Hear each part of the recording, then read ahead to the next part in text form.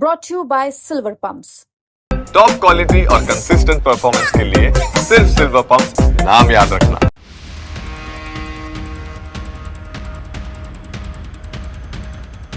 पूर्व मंत्री रामनिवास रावत भले ही विजयपुर से विधानसभा चुनाव हार गए हो, लेकिन अब उन्होंने अपनी हार का बदला कांग्रेस विधायक से ले लिया है।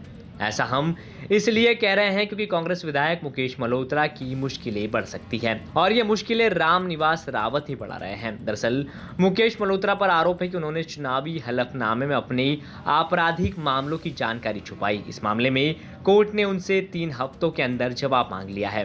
पूर्व मंत्री श्री रामनिवास रावत जी के द्वारा माननीय उच्च न्यायालय में जो याचिका दायर की गई है मुकेश मल्होत्रा जी के खिलाफ, क्या है पूरा मामला, आप बताइए।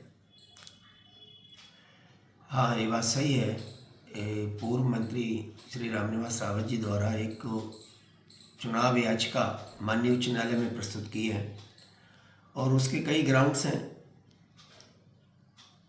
ग्राउंड ये है कि कांग्रेस के द्वारा घोषित उम्मीदवार मुकेश मल्होत्रा जी द्वारा जो अपना शपथ पत्र प्रस्तुत किया है, वो शपथ पत्र में बहुत सारी चीज़ें छुपाई गई हैं।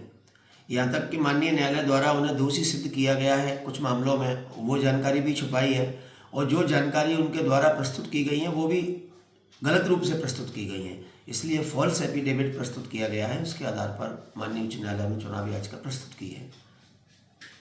अब नोटिस के बाद में आगे की कार्यवाही होगी।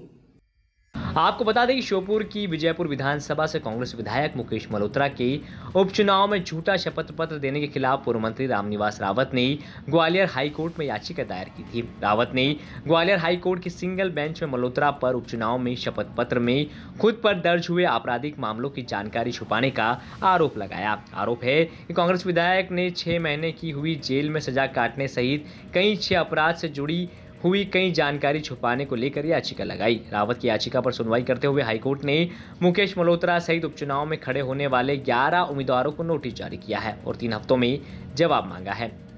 रामनिवास रावत ने याचिका पर इसे सुप्रीम कोर्ट के आदेशों का उल्लंघन करने की बात रखते हुए हाई कोर्ट से विजयपुर चुनाव को शून्य घोषित करने की भी मांग की है। दरअसल विजयपुर उपचुनाव में कांग्रेस उम्मीदवार मुकेश मल्होत्रा ने तत्कालीन वन मंत्री और बीजेपी उम्मीदवार रामनिवास रावत को 7,000 से ज्यादा वोटों से मात दे दी थी। चुनाव के दौरान मुकेश करहाल के सिलपुरी गाँव के सरपंच थे। कांग्रेस में आने से पहले मुकेश मल्होत्रा बीजेपी में थे। फिलहाल कोर्ट ने मल्होत्रा से 3 हफ्ते के अंदर जवाब मांगा है। श्योपुर से खेमराज दुबे की रिपोर्ट एमपी तक।